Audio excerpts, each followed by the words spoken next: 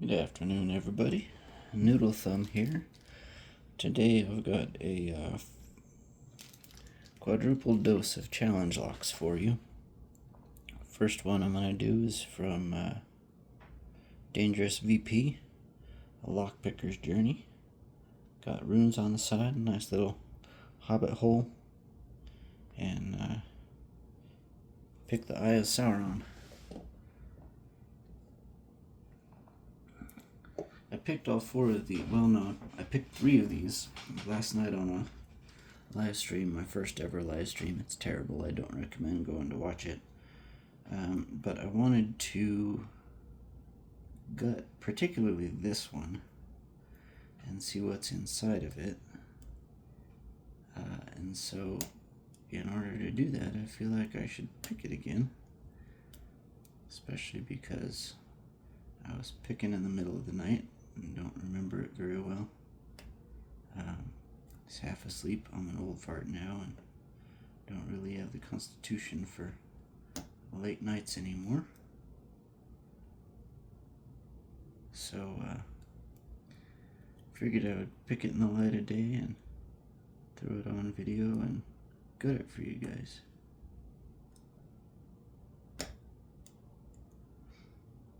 So 1 and 2 feel serrated.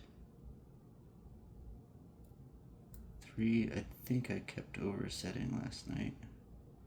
It's a big problem. I did not get any successful picks until like 30 minutes into that live stream. So if you ignore my advice and go and watch it, please take this bit of advice, skip ahead to about 30 minutes in, when the actual picking starts. You will probably enjoy it much better if you do that. But truly, it's not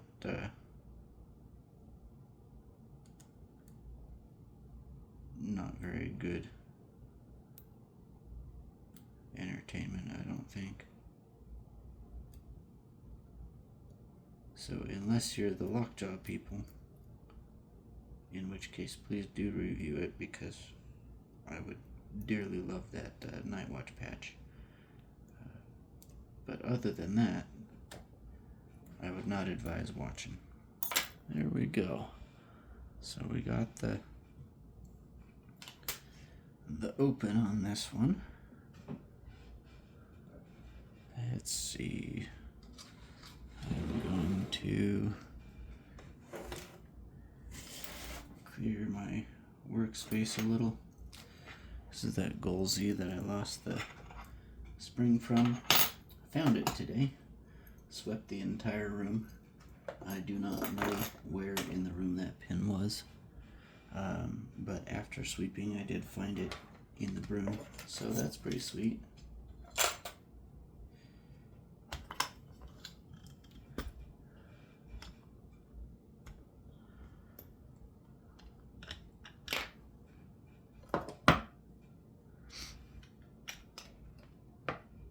Alright, let's see.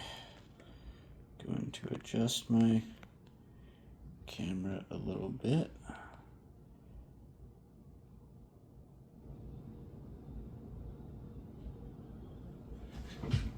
Let's see.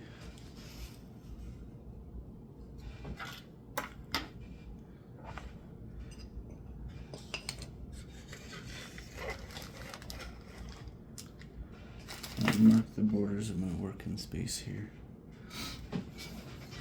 Okay, let's see. What do I need to open this?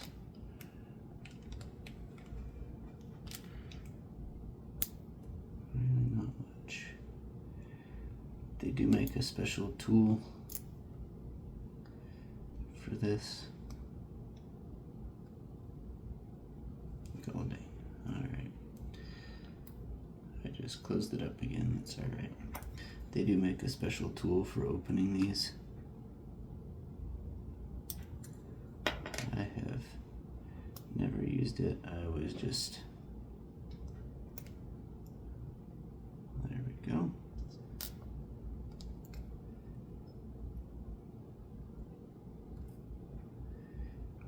hooked it like that, or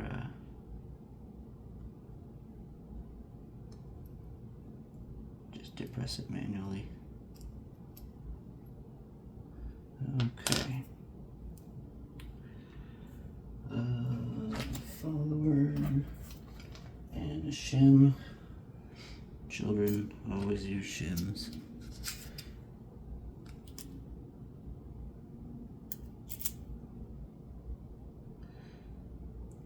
Most of the time, you may not strictly need them, but every now and then you will thank your lucky stars that you used one, because accidents happen. They just do.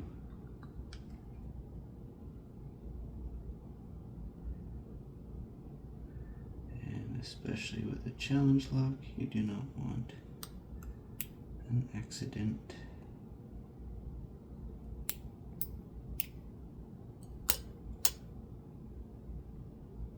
There we go. What is... There we go. This is a strange lock. I've never seen one quite like it.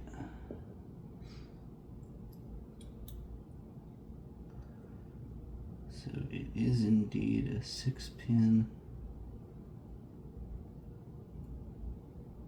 core with only 5 pins included. That's as long as the key is, but it looks like a threaded 6th chamber here. Let's see. You can see that 6th chamber is threaded. 2 and 4 are also threaded. I can't tell whether 3, I think 3 is threaded too. Or it's overmilled. I think it's overmilled. So that's kind of cool. Have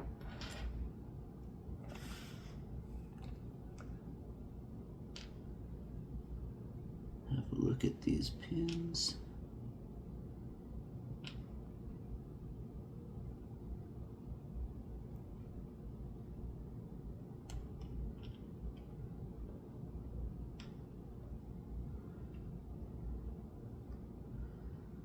So a couple serrated, so I was right about that. One was a torpedo.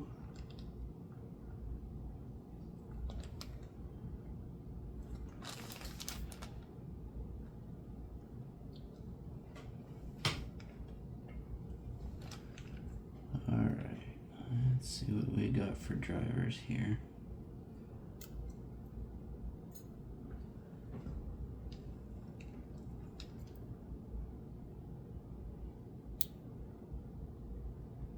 So 5.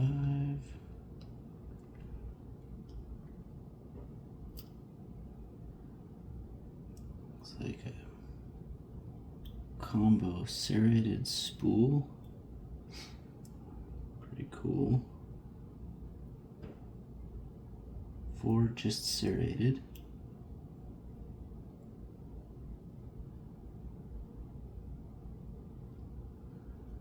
3 is a gin.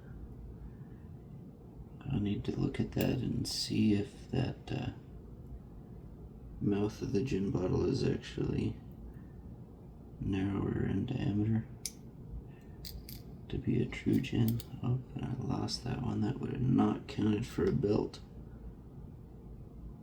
Would have screwed up my gut.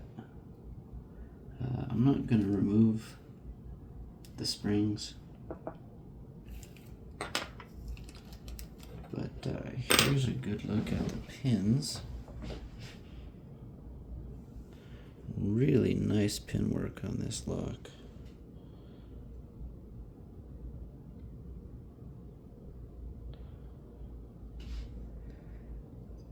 And as I said, I want to look at this gin.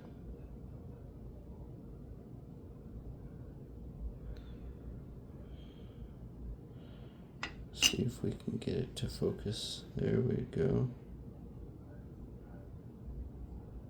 I think it is just slightly narrower than the body, so that he is a true gin. But either way, it would catch on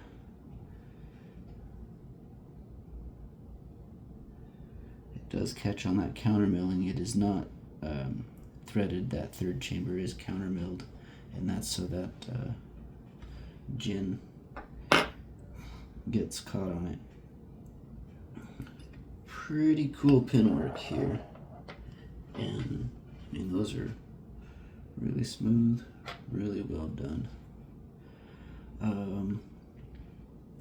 You know, I am going to set these parts aside.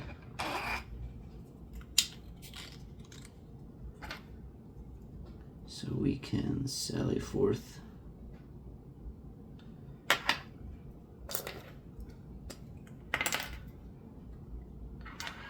and label my chambers here. 1, 2, 3, 4, 5, 6. I have gotten things out of order before. I really don't want to do that on someone else's challenge lock. So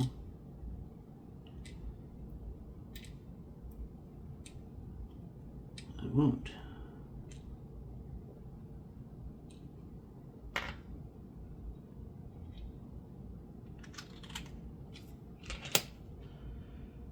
Alright.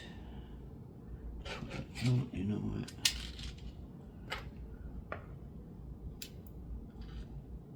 I'm going to put that detainer spring and pin in there as well.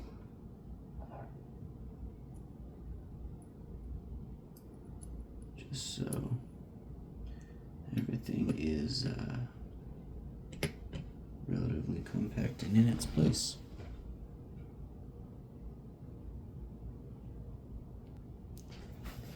All right, moving on here. We have from FDPD, we have the Confidence Booster. That is a nice and promising lock name.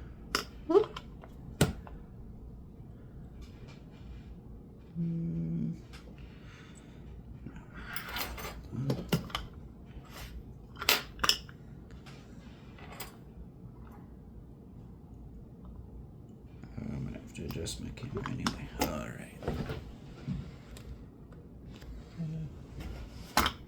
Scoot that back.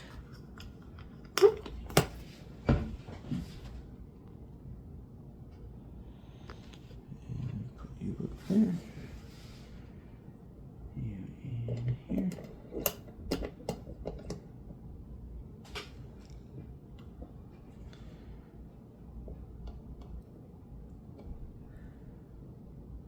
Give you a little better look at what I'm doing there.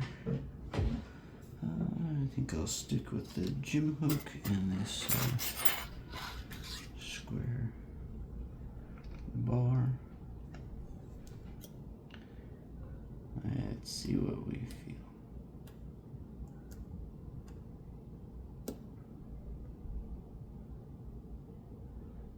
Nothing really till 4.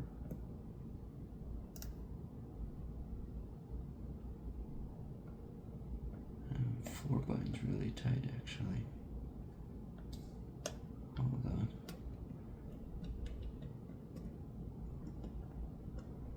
So 4 and 5 feel pretty crunchy.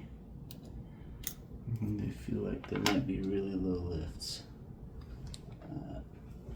So they give a lot of resistance even just touching on them. So I'm going to move to this flat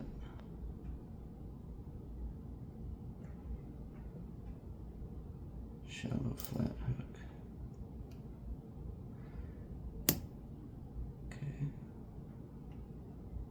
It's 5, punches on 4.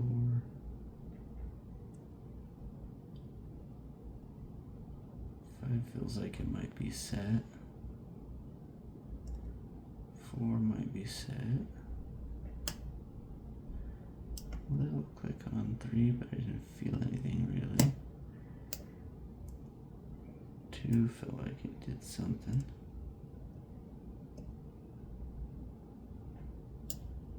Some counter rotation on 1. Pops on 3. Now feeling maybe some counter rotation on 5. Or it might just be really shallow lift and it's set and fighting me. I can't really tell. It's like really crowded in there. Okay.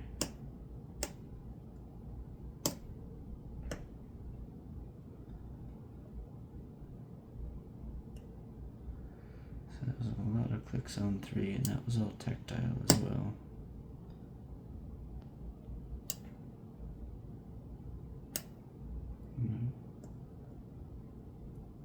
I'm dropping things again.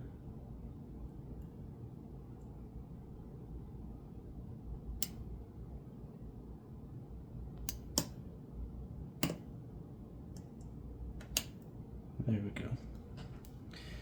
So 3 just needed to be lifted. It felt like really high. Let's see. Alright, let's move this down.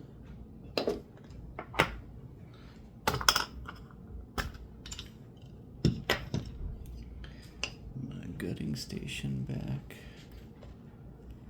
into view. There we go.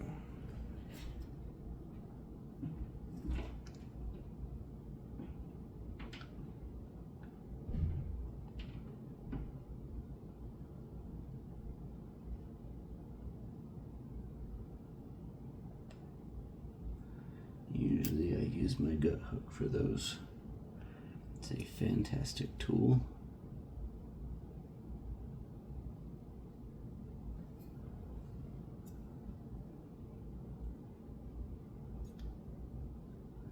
You hear some rummaging around elsewhere in the house, so this may just be a 2-lock video. Might do the others later.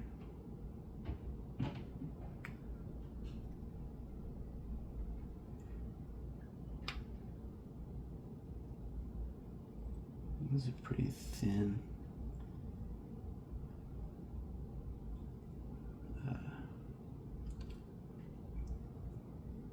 Pretty thin gap between the plug and the body here. So these all look to be standard.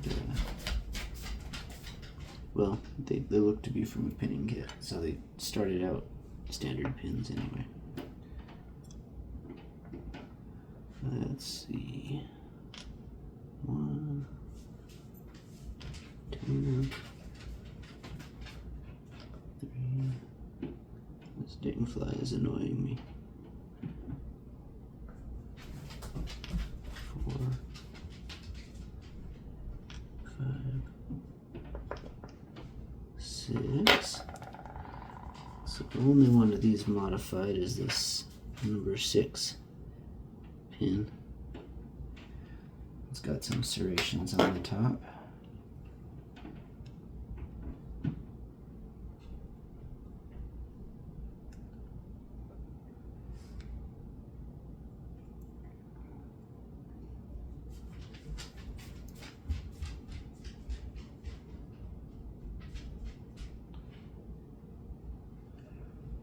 Let's see.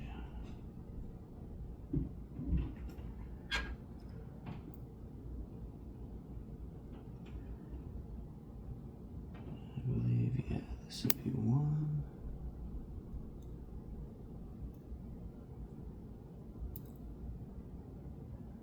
This is really tight.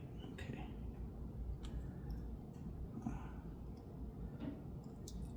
I'm going to take the shim out, give myself a little working space. 2, 3.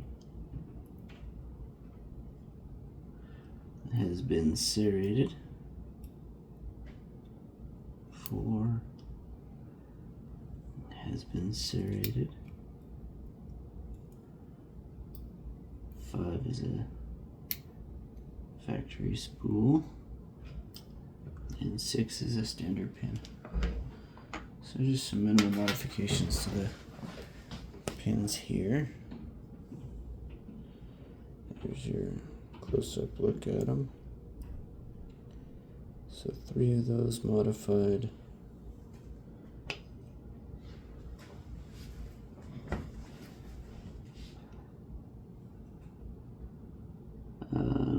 All 6 chambers are threaded.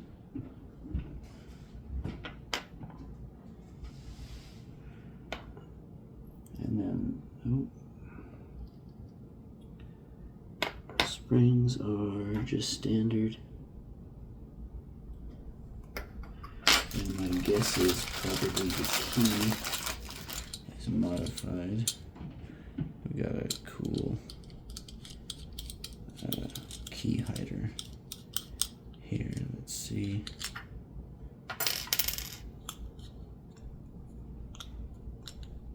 What we got going on.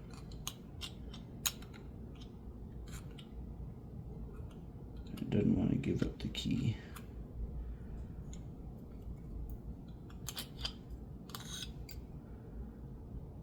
Yeah, so the key is